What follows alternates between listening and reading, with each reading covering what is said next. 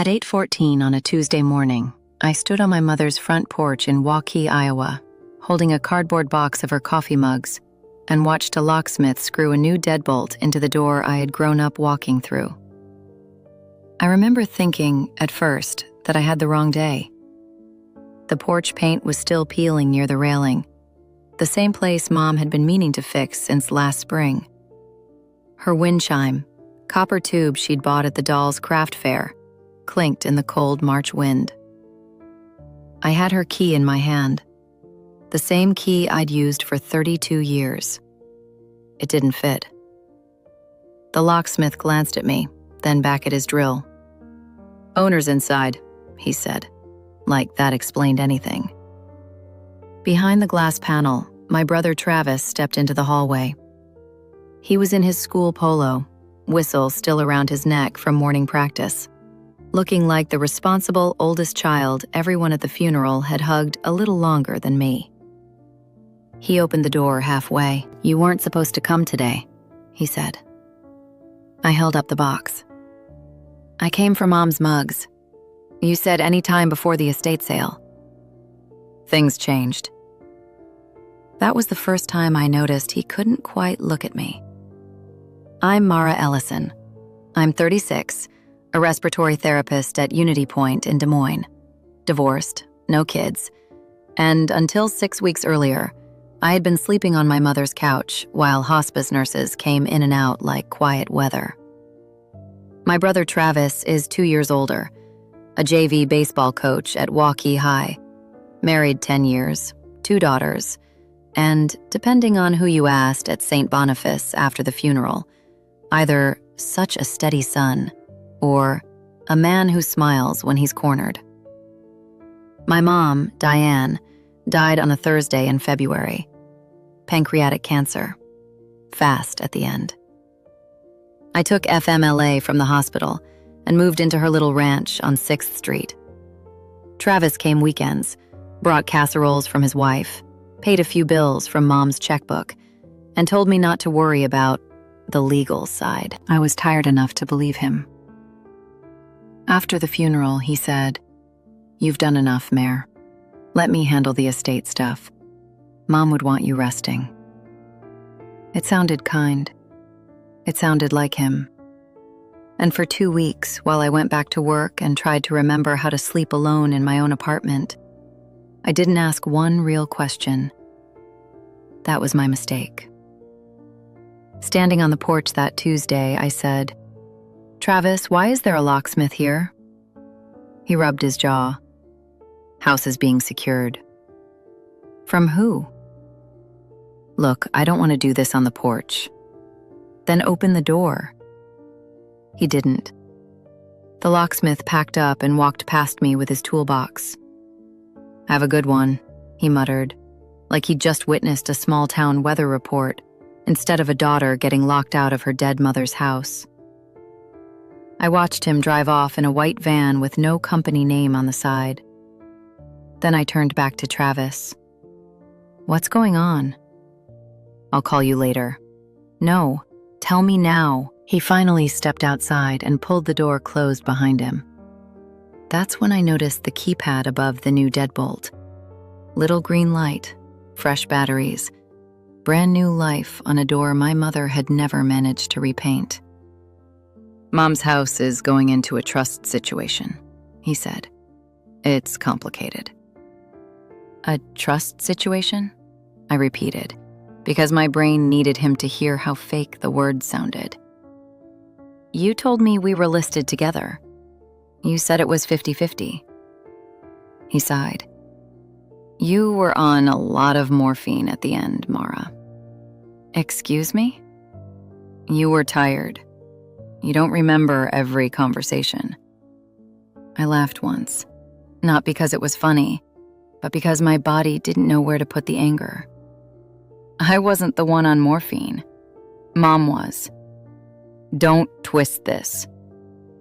A car slowed at the curb. Mrs. Halverson from next door, coming back from Hy-Vee, stared so hard she nearly missed her driveway. I lifted my hand to wave out of habit. She didn't wave back. That should have told me the neighborhood already knew something I didn't. I drove to my apartment in Des Moines with the box of mugs still in the passenger seat. I'd only managed to grab them because Travis had let me into the garage, not the house, after a long silence. He'd handed me the box like he was doing me a favor. At a red light on Grand Avenue, I opened the top flap. On the first mug, in Mom's shaky last handwriting from when she'd labeled things "so no one fights," was a piece of masking tape. Mara, blue one. My hand started shaking so hard I had to pull into a Casey's parking lot. I sat there watching air brakes hiss on a delivery truck and tried to make sense of the morning. Grief makes people strange. I knew that. Travis had always needed control when he was scared. When Dad left, he'd organized Mom's pantry by expiration date for 3 weeks. When his first daughter was born premature, he'd deep cleaned the hospital waiting room vending area. But grief doesn't usually hire a locksmith without telling anyone. I texted him, "Please just explain. I'm not fighting you." He replied 30 seconds later, "Lawyer will reach out." That was the second lock clicking shut. At work the next day, I kept checking my phone between patients. ACOPD case in 4B. A kid from Ankeny with RSV. My charge nurse asked if I was okay. I said I was tired. It wasn't a lie. At lunch, sitting in my car under the parking ramp lights, I opened the Dallas County Assessor website. I'd helped Mom look up property values there once when she thought her taxes had gone up too high. I typed in her address. The page loaded slow. Owner on record wasn't Diane Ellison. It wasn't Travis Ellison. It wasn't me. It said, Prairie Oak Holdings, LLC. Sale date, 3 days before Mom died. I read it 3 times, then a 4th. My soup went cold beside me. I called Travis. He sent it to voicemail. I called again. This time he picked up. "Mara, I'm at school. The house sold 3 days before Mom died?" A pause.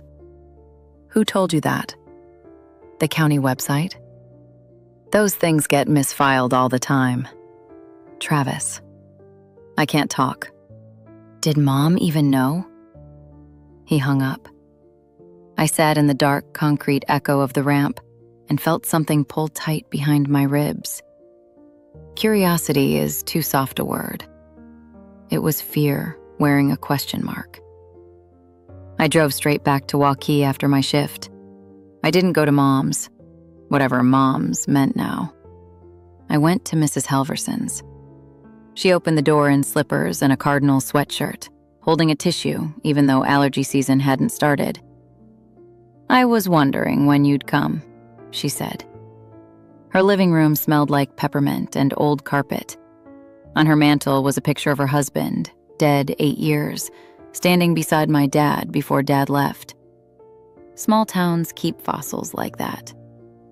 She said, "A man came by in January, said he was from an estate service, asked if your mom was still living at home." "In January?" I told him she was poorly. He asked if the house would be going up for sale soon. My throat felt dry. Did he give a name? Prairie something. Oak, maybe? Prairie Oak Holdings.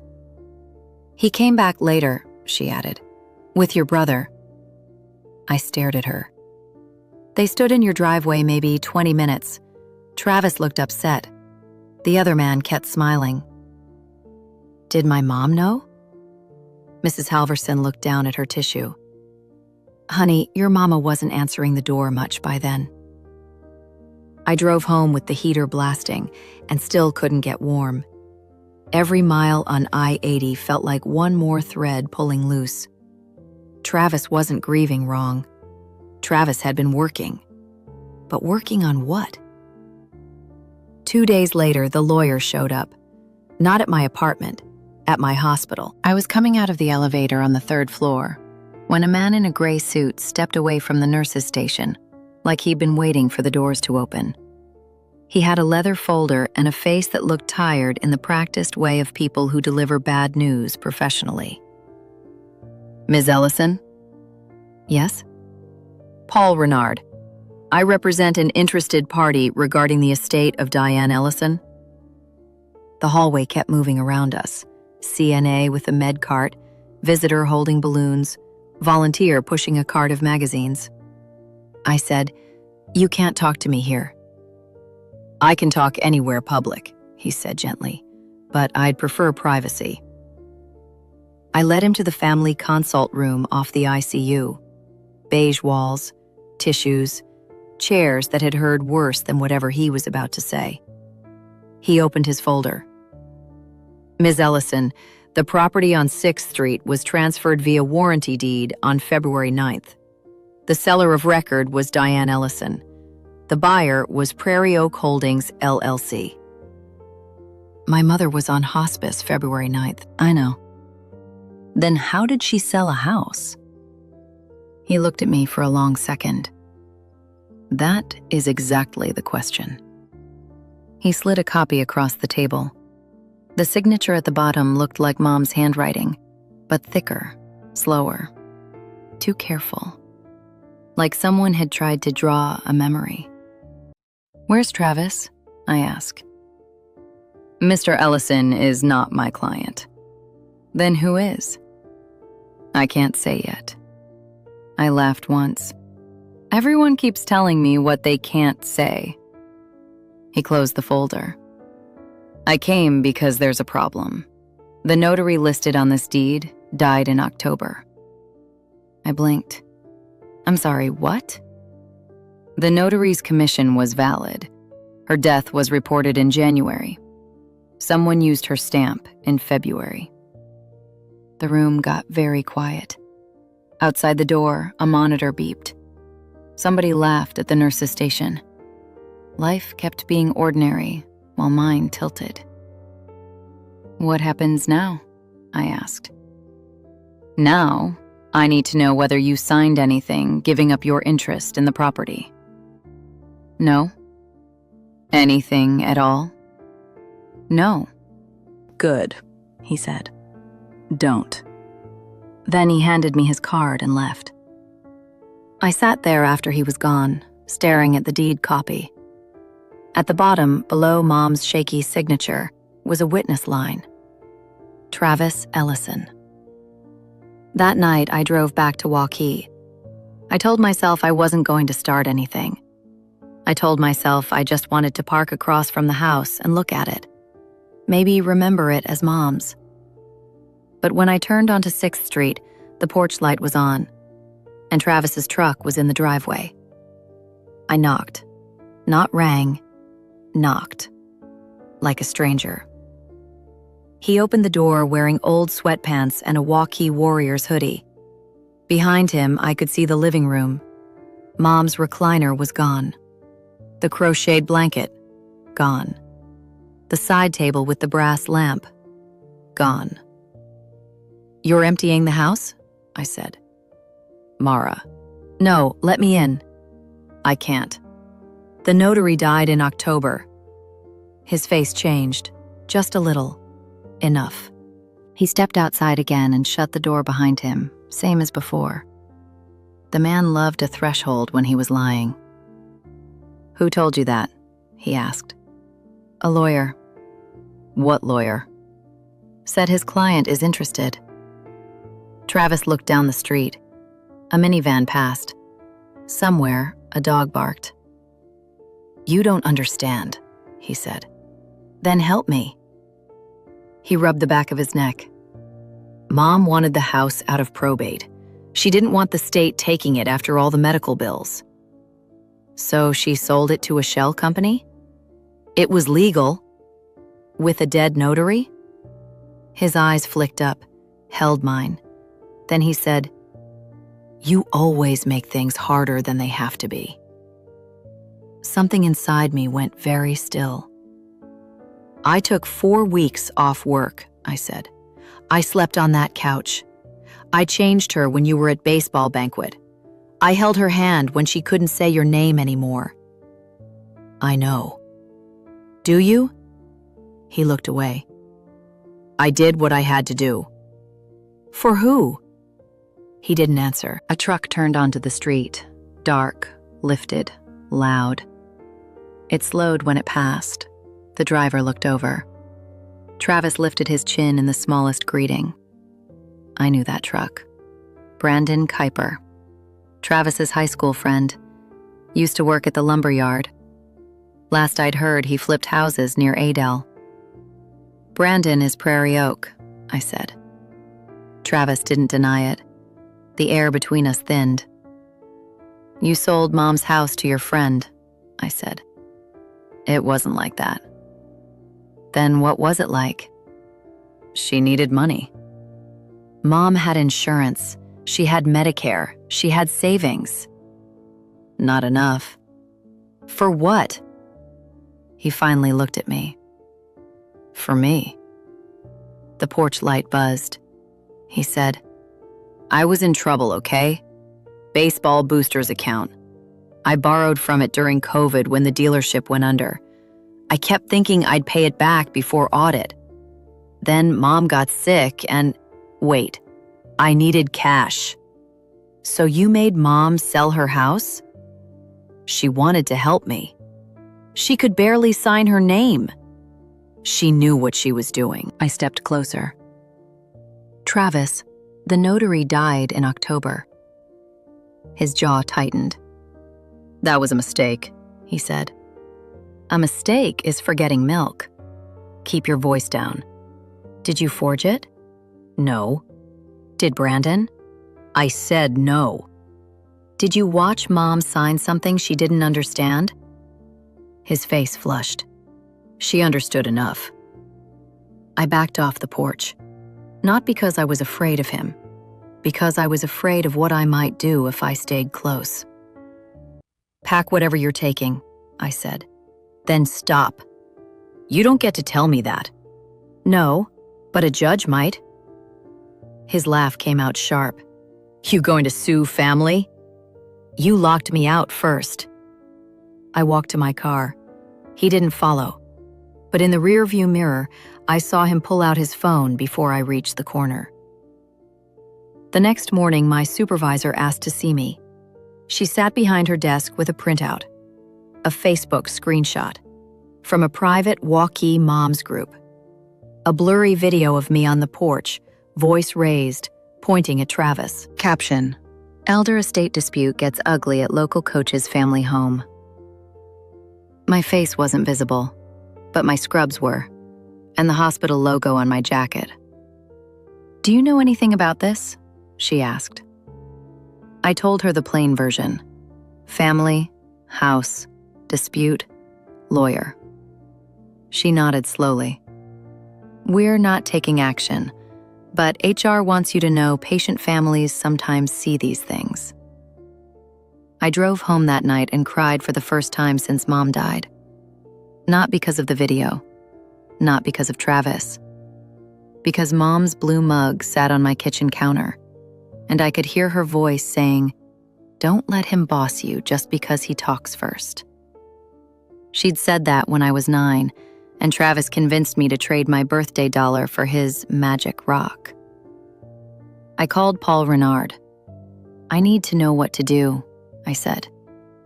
File a petition to void the deed, he said. Elder financial abuse, undue influence, fraud. We'll need medical records, hospice notes, witnesses. Can we win? He paused. We can make it expensive for them to keep lying. So we started. Hospice records showed Mom had been on morphine every 4 hours around the date of the deed. Her nurse wrote, patient drowsy, confused at times, son present. The notary's widow sent a death certificate and a photo of the stamp locked in a safe deposit box after the funeral. Mrs. Halverson had a Ring camera video of Brandon Kuiper carrying a clipboard to Mom's door on February 8th, leaving 7 minutes later. Mom never opened the door. Travis did. But the thing that broke it open wasn't legal. It was Denise, Travis's wife. She called me from her car one evening, parked outside the high school after softball practice.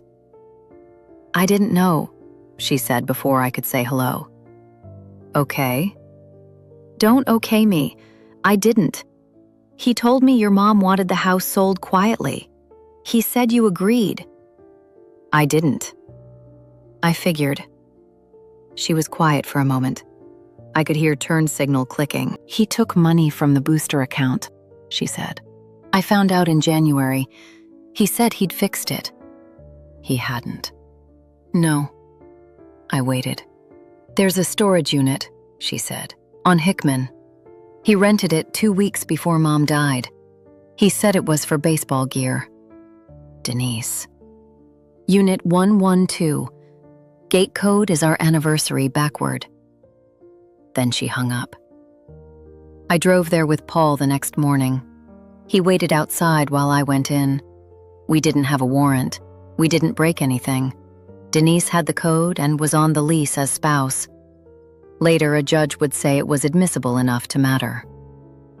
Unit 112 smelled like cardboard and dust. Inside were Mom's dining chairs, her china cabinet, the quilt from my childhood bed, 3 banker boxes labeled taxes in Travis's handwriting, and under a tarp, Mom's recliner.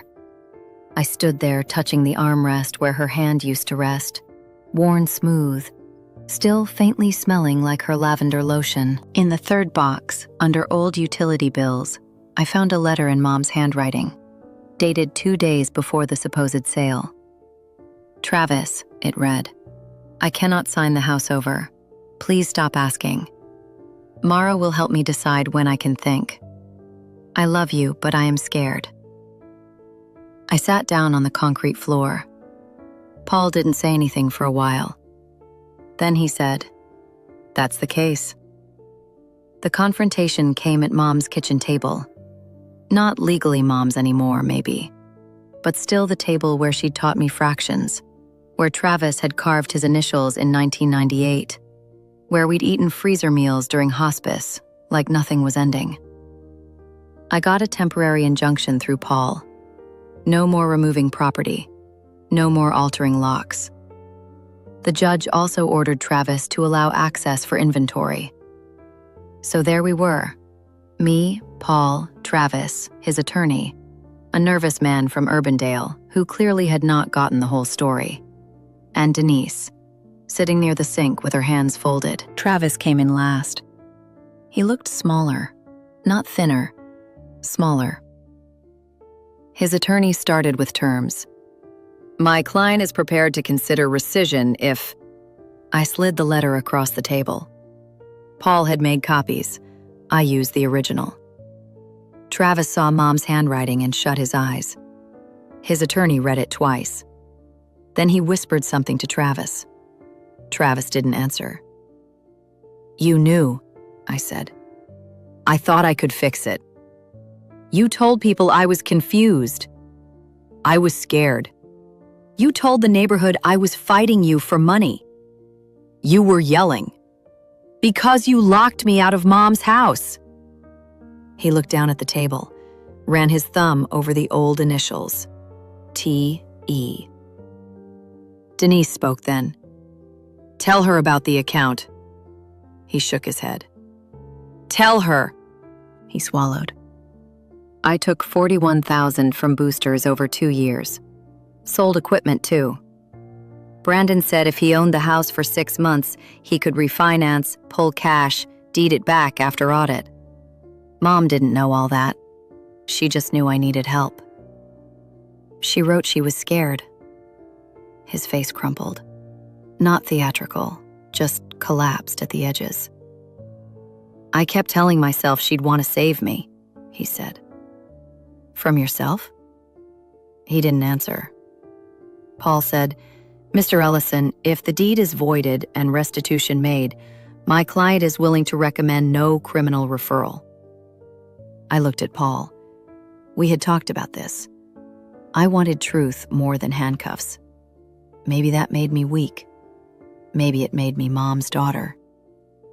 Travis started crying, not loud, The way men cry when they've been holding it since childhood. Shoulders first. I didn't comfort him. That was the hardest part. The consequences came slow, then fast. The deed was voided in April. Brandon Kuiper took a plea deal on a separate tax issue and surrendered his real estate license.